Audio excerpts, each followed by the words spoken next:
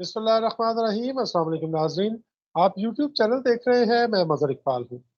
नाज़रीन इकराम, जब मैं इस वक्त आपसे बात कर रहा हूँ तो पाकिस्तान में 16 और 17 अक्टूबर की रात 3 बजे का वक्त है। वक्त बताना आपको इसलिए ज़रूरी है कि हम 17 अक्टूबर में दाखिल हो चुके हैं, और जब आप ये वीडियो देख रहे होंगे तो बहुत से लोगों के सामने जो है वो सूरज निकल चुका होगा। 17 अक्टूबर इस हवाले से इम्पोर्टेंट है कि वो आईनी तरमीम जिसने गुज़श्ता 2-3 माह से पाकिस्तानी कौम को हिजान में मुब्तला कर रखा है, उस आईनी तरमीम को पेश करने के लिए पार्लियामेंट के दोनों ऐवानों का इजलास बुला लिया गया है 17 अक्टूबर दोपहर 4 बजे। यानी अब से ठीक कोई 12-13 घंटे के बाद पाकिस्तान के अंदर पार्लियामेंट के दोनों ऐवानों का इजलास जो है वो हो रहा होगा। इस वक्त गुफ्तगू के लिए हमारे साथ इस वक्त मौजूद हैं अमेरिका से मलक महबूब साहब, एस्ट्रोलॉजर है। आप इनको मुख्तलिफ चैनल्स पर देखते हैं और पसंद भी करते हैं, और अल्हम्दुलिल्लाह इनकी पेशन गोइयाँ जो हैं वो बड़ी हद तक पूरी होती हैं।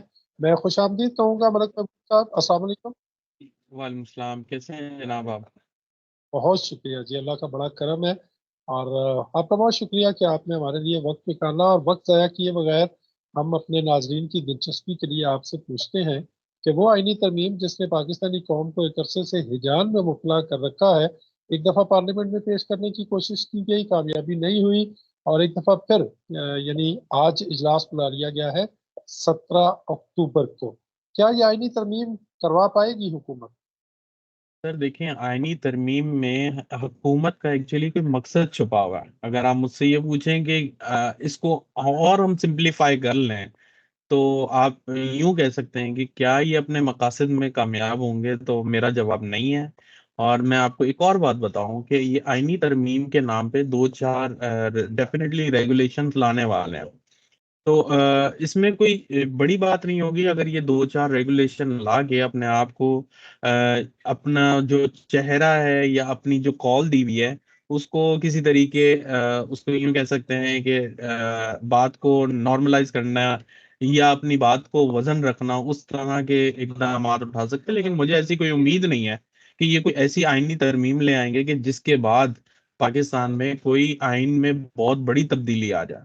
या एक अदालती निज़ाम बदल जाए, ये मुझे दोनों चीज़ें नामुमकिन सी दिख रही हैं फ़िलहाल। अच्छा, पाकिस्तान तहरीक-ए-इंसाफ के लोगों को उठाने का सिलसिला तो एक अरसे से जारी है, और आज रात को भी लोगों को उठाया गया है।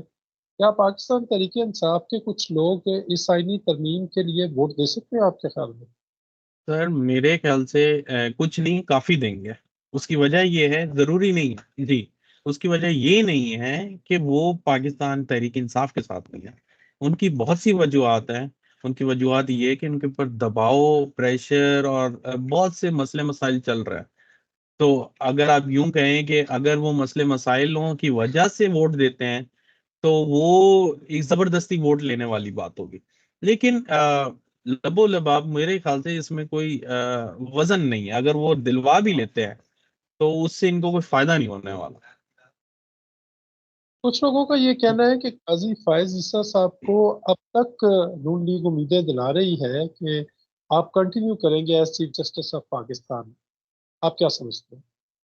सर मेरे ख़्याल से ये बिल्ली की खाप में चिचड़ वाली मिसाल एक होती है, वही है। मुझे इसमें कोई दम नहीं दिख रहा क्योंकि काज़ी फ़ाइज़ ईसा का जो मैंने हॉरोस्कोप देखा है ज़ायचे में, मुझे ये इन्होंने बड़ी मुश्किलों से समझे 25 अक्टूबर तक भी अपनी ओहदे को सँभाल लें, तो ये एक बहुत बड़ी बात होगी क्योंकि उनका अब टाइम ओवर हो चुका है। तो उनको अगर ये ज़बरदस्ती एक फॉर एग्ज़ाम्पल 1% अगर आप बोलें चांस है कि उनको वापस अपनी ओहदे पे या कोई नया ओहदा दे दिया जाएगा, तो यूँ समझें वो दे के खुद छोड़ के चले जाएँगे उस चीज़ को क्योंकि अब उनका टाइम खत्म हो चुका है। और जब टाइम खत्म होता है तो आपके पास बहुत सारी एग्ज़ाम्पल हैं पास्ट में, नवाज़ शरीफ देख लें, आप देख लें कि हमारे ये इमरान खान हैं। इन इन जब चीज़ों का टाइम ओवर हो जाता है तो फिर वो आपके हाथ में नहीं रहती हैं। कुछ मलिक अल्लाह का साहब, भी निज़ाम है। जी।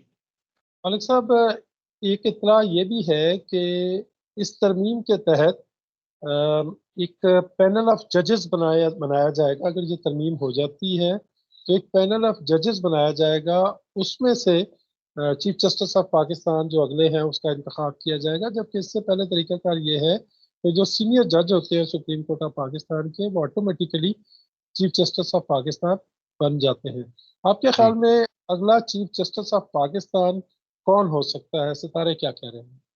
अच्छा सर, मेरे पास जो अभी तक जो इन्फॉर्मेशन है, मेरा एक एक बात मैं आपको यहाँ क्लियर कर दूं कि मुझे पॉलिटिक्स में इंटरेस्ट नहीं है। तो इसलिए मुझसे अक्सर जब बात की जाती है, जितने भी यूट्यूब से जितने भी मेरे साथ वीलॉग करते हैं, तो वो सरप्राइज होता है कि आपको इनका नहीं पता। तो अच्छा। वाकई मुझे नहीं पता होता जी, बिल्कुल। तो जो अब तक मेरे सामने नाम आया है वो जस्टिस मंसूर अली शाह का नाम आया है। तो जब मैंने उनका जायजा खोला है तो उसमें मुझे एक तरह से एक रुकावट सी दिख रही है। नो डाउट उनका चार्ट बहुत अच्छा है जी, नो डाउट उनका चार्ट बहुत स्ट्रांग है।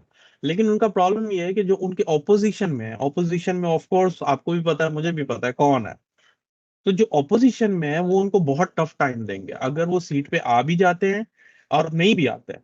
तो ये उनके चार्ट में थोड़ा सा प्रॉब्लम है। लेकिन मैंने उनका चार्ट किसी दो दूसरे या तीसरे जज के साथ, जो जो भी अभी हैं आने वाले चीफ जस्टिस, जो भी उनके मतलब उनके मदो मुकाबल में है, मुझे नहीं पता उनका नाम और मेरे पास उनकी डिटेल्स नहीं है।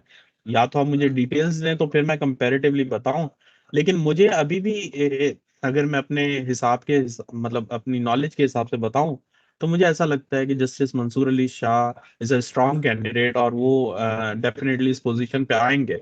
ये बात मैं उस दावे में कह सकता हूं कि अगर मेरे पास किसी और जस्टिस का नाम ना हो तो मेरे पास तो एक ही कैंडिडेट है, मैं उसी के हिसाब से देख के बता रहा हूँ कि मुझे लगता है यही है।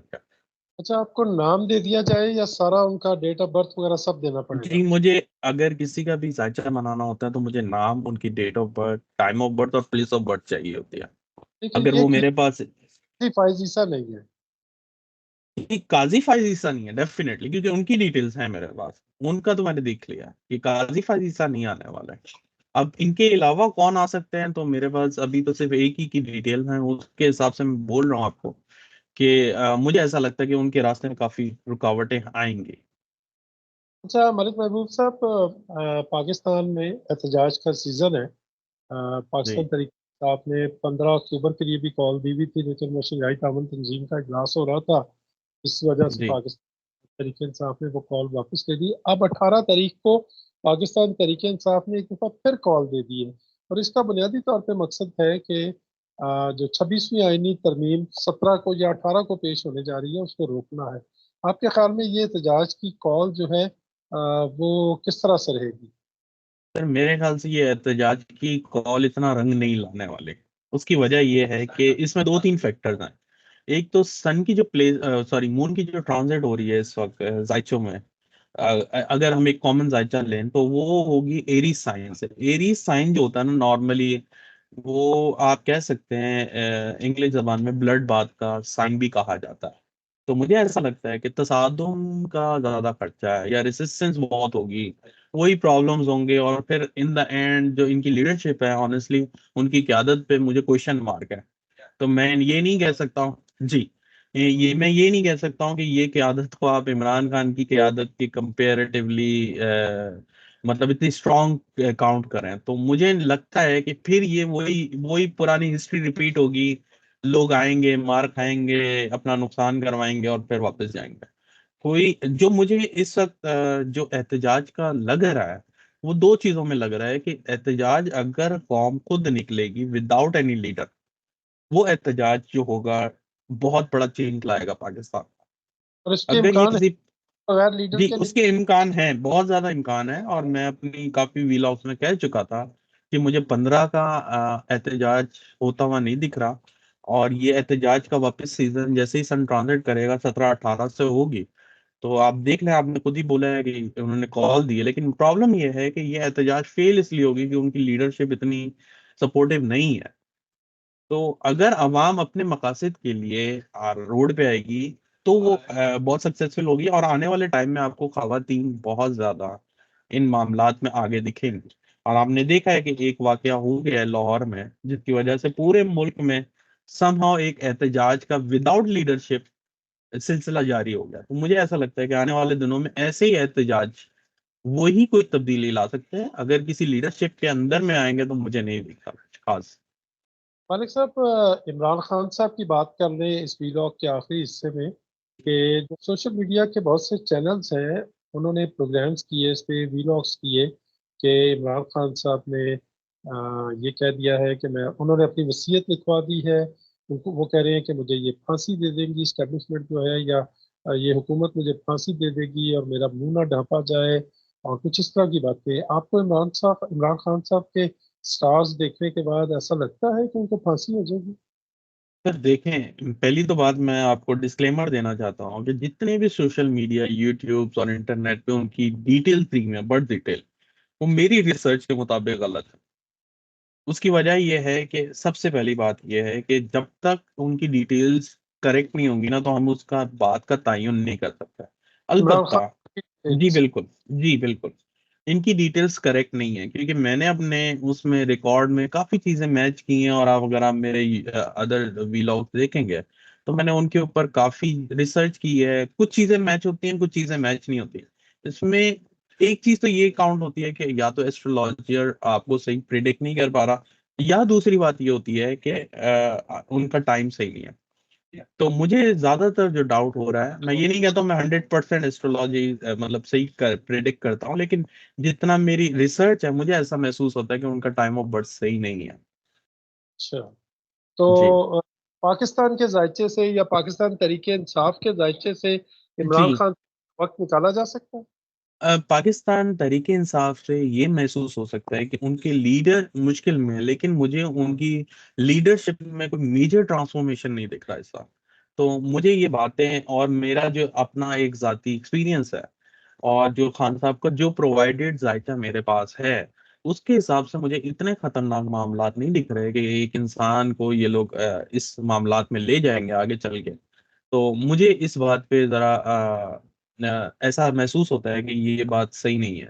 ये बातें जो हैं डेफिनेटली होंगी, लेकिन इन पे कोई अमल दरामद या ऐसे कोई आने वाले दिनों में प्रैक्टिकली ये पूरी होती भी नहीं दिखती है मुझे, कि ये उनको खुदा ना खास्ता फांसी की सजा देते हैं। मुझे नहीं दिखता है। अच्छा, आखिर में ये फरमाइएगा कि जो ओपोनेंट्स हैं इमरान खान साहब के, वो पाकिस्तान मुस्लिम लीग नून है। पाकिस्तान मुस्लिम लीग नून की लीडरशिप, पर्टिकुलरली नवाज शरीफ साहब और शहबाज शरीफ साहब और मरियम नवाज साहिबा की जो सियासत है, उसका फ्यूचर किस तरह से देख रहे हैं आप? सर, वो ओपोनेंट से पहले मैं आपको एक और बात बता दूं कि खान साहब का जो प्रोवाइडेड जायचा है, एक जायचा होता है जो दिन का होता है। अगर मैं दिन के हिसाब से देखूं खान साहब के जायचे को, तो मुझे ऐसा लगता है उनके ऑपोजिशन से ज्यादा उनके मामलात उनके अपने लोगों ने डिस्टर्ब किया हुआ है। कि पीटीआई ही में ऐसे कोई लोग हैं जो उनके लिए इतनी प्रॉब्लम क्रिएट करते हैं। तो अब आता हूं मैं आपके ओपोनेंट की बात पे, जो जो पीएमएन की बात है। मुझे ऐसा लगता है कि उनके सितारे इस वक्त आने वाले दिनों में बहुत गर्दिश में आने वाले हैं, और अक्टूबर नवंबर में कोई बड़ी बात नहीं है कि हुकूमत आपको एक अपना, यूं कह सकते हैं कि जाती हुए हालात में दिखा दे, कि ऐसा लगेगा आपको कि हुकूमत चली गई है। लेकिन अल्टीमेटली इन चीजों का तयन तब होता है कि जब, वही अगेन वही वाली बात है, ये जो चीजें मैं काउंट कर रहा हूँ, ये इनके हल्फ उठाने वाली डेट से देखा कि जब ये 8 फरवरी के इलेक्शन के बाद जब इन्होंने हल्फ उठाया था, वो टाइम कैसा था। उसके हिसाब से मुझे ये अक्टूबर नवंबर बड़ा डिसाइसिव दिखता है। और अगर ये बहुत ज्यादा चल गया, अगर ये समहाउ इन्होंने इस मामलात को संभाल लिया, क्योंकि डेफिनेटली ये जितने बड़े लोग होते हैं, इनके पास भी एस्ट्रोलॉजर और ये पूछने पुछाने वाले लोग होते हैं।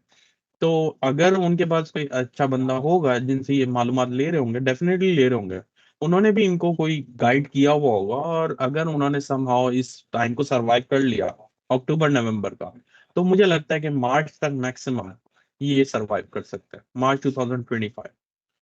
बहुत शुक्रिया जनाब मलक महबूब साहब।